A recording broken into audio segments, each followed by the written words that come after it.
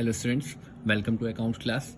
आज हम लोग ऑस्कर क्वेश्चन बैंक का डिसोल्यूशन चैप्टर का क्वेश्चन नंबर 3 समझेंगे। और जिन स्टूडेंट्स ने इस क्वेश्चन बैंक को नहीं खरीदा है वो इस क्वेश्चन बैंक को खरीद लें और अपने फ्रेंड्स को भी बताएं इस क्वेश्चन बैंक के बारे में। तो आइए हम लोग देखते हैं सबसे पहले क्वेश्चन नंबर 3 आपका डिसोल्यूशन चैप्टर का। इसमें 3 पार्टनर हैं, फॉक्स, मेलन एंड पिंक। ठीक है, और इस क्वेश्चन में एक करेक्शन है, यहाँ पे पार्क लिखा हुआ है जो कि पिंक होगा। ठीक है, अब सबसे पहले हम लोग यहाँ पे रियलाइजेशन अकाउंट बनाते हैं और सारी एसेट्स को कॉपी करते हैं सिर्फ कैश एट बैंक और करंट अकाउंट को छोड़ करके। देखिए सबसे पहले मैंने यहाँ पे रियलाइजेशन अकाउंट बनाया है और यहाँ पे सारी एसेट्स को कॉपी किया है। Plant machinery, furniture, debtors, patents, BR और स्टॉक इन ट्रेड, इन सबको जोड़ के मैंने बाहर लिख दिया। और आप चाहें तो इनको सेपरेटली भी बाहर लिख सकते हैं, सिर्फ आपको 2 वर्ड आगे लगाना होगा। इसी तरह हम लोग फिर आउटसाइड लाइबिलिटीज को बाय साइड लिखते हैं, जिसमें मुझे यहाँ पे क्रेडिटर्स और बीपी ये 2 आउटसाइड लाइबिलिटी नजर आ रही हैं। तो इसको भी मैंने बाय साइड कॉपी कर दिया। सन्ड्री, क्रेडिटर्स और बीपी, इन दोनों को जोड़ के भी आप लिख सकते हैं और चाहे तो सेपरेटली भी आप लिख सकते हैं। इसके बाद हम लोग बाय बैंक अकाउंट का एक हेड बना लेते हैं और ब्रैकेट में एसेट्स सोल्ड या आप एसेट्स रियलाइज भी लिख सकते हैं और इसके नीचे 5 लाइनें छोड़ देते हैं, जिससे कि जिस एसेट से जो मिलता जाएगा कैश वो हम इसके अंडर में लिखते जाएंगे बैंक के हेड में। तो देखते हैं, सबसे पहले पहली एडजस्टमेंट चालू करते हैं हम लोग। And unrecorded assets for realise for ₹24,000। Unrecorded asset से आपको कितना मिल रहा है? 24,000 रुपये मिल रहा है। तो इसका मतलब आपको कहाँ लिखना होगा? बैंक अकाउंट के हेड में अनरिकॉर्डेड एसेट्स 24,000 रुपये।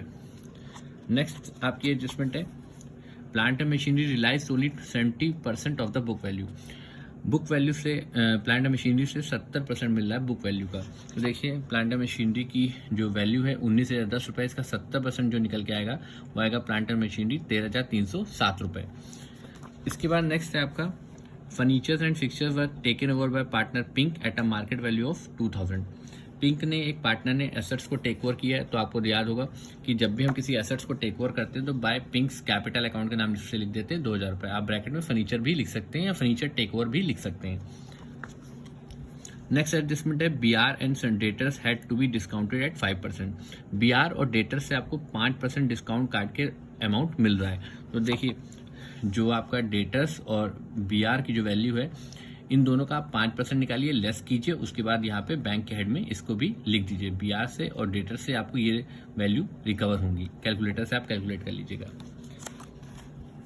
नेक्स्ट है स्टॉक। तो स्टॉक से आपको जो मिल रहा है उसके लिए आपको एक वर्किंग नोट्स करना पड़ेगा।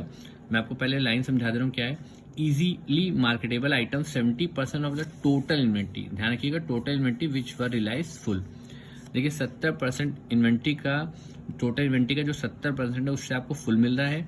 Obsolete items 10% of the total inventory. जो टोटल इन्वेंट्री उसका 10% जो है उससे कुछ नहीं मिल रहा है, डिस्कार्डेड मैंने नील।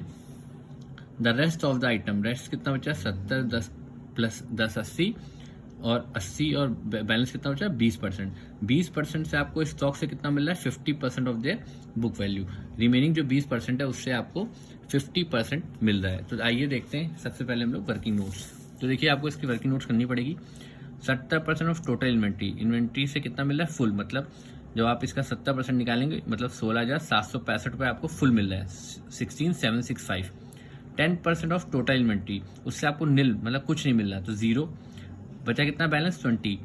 टोटल इन्वेंट्री का 20% निकाल रहे हैं और उससे आपको कितना मिला? 50%। उसका 50% आएगा 2395। इन सबको जोड़ के आपको आप लिख देना है 19,160 रुपीज़। ठीक है, ये आपकी वैल्यू यहाँ पे स्टॉक की यहाँ पे बैंक के हेड में लिख देंगे, क्योंकि यहाँ पे आपको रिलाइज हो रहा है। अब इन सबको जोड़ के आप बाहर लिख दीजिए 73,776। चाहे तो हम इसको सामने बैंक के सामने भी लिख सकते हो, यहाँ भी लिख सकते हैं। ओके, अब यहाँ पर लास्ट एडजस्टमेंट की बात करें। If a liability for ₹1,000 which had not been recorded in the books of the firm had to be settled by the firm before its dissolution। एक लाइबिलिटी है जो कि रिकॉर्डेड नहीं है बुक्स में, लेकिन उसको सेटल कर दिया गया है फर्म के द्वारा। तो देखिए हमें क्या करना होगा, टू बैंक के नाम से 1,100 रुपये हमने पेमेंट कर दी। अब हमें सारी एडजस्टमेंट हमने लाइन से कर ली है। अब हमें क्या चेक करना है कि हमारी हर आउटसाइड लाइबिलिटी की पेमेंट हुई है या नहीं हुई है। तो देखिए क्रेडिटर्स और बीपी, इन दोनों के बारे में एडजस्टमेंट में कुछ इवन नहीं था, तो आपको क्या करना होगा, इन दोनों की पेमेंट फुल करनी होगी। तो टू बैंक अकाउंट के नाम से क्रेडिटर्स एंड बीपी दोनों को जोड़ के आप लिख सकते हैं और चाहे तो सेपरेटली लिख सकते हैं। टू बैंक अकाउंट ब्रैकेट में CR, to bank account bracket में बीपी। ओके, अब सारी एडजस्टमेंट खत्म हो गई हैं और सब कुछ हम चेक कर चुके हैं, तो हम लोग सिर्फ कैलकुलेशन करेंगे। यहाँ से लेके यहाँ तक ऐड करेंगे, यहाँ से लेके यहाँ तक ऐड करेंगे। जिस साइड का बड़ा होगा उस साइड से अकाउंट क्लोज कर देंगे और डिफरेंस इस साइड आ रहा है यहाँ पे, तो 420 रुपए का आपका प्रॉफिट है। यहाँ पे हम डिविजिबल प्रॉफिट भी केवल लिख सकते हैं। और तीनों पार्टनर में आपके तीनों पार्टनर के नाम क्या है? फॉक्स, मेलन और पिंक। तो देखिए मैं शॉर्ट फॉर्म में यूज कर दे रहा हूँ, FM और आपका पिंक। ये आपके तीनों पार्टनर्स में मैंने बांट दिया। ओके, अब इसके बाद हमें तीनों के अकाउंट बनाने।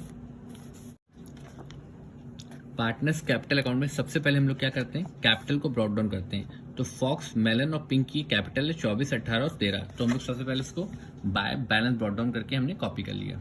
इसका देखते हैं, इस क्वेश्चन में करंट अकाउंट भी दे रखा है फॉक्स और पिंक का, और मेलन का इस साइड दे रखा है करंट अकाउंट। हाँ, तो हम क्रॉस पोस्टिंग कर देंगे, इसकी डेबिट में और इसकी क्रेडिट में, बाय करंट अकाउंट के नाम से।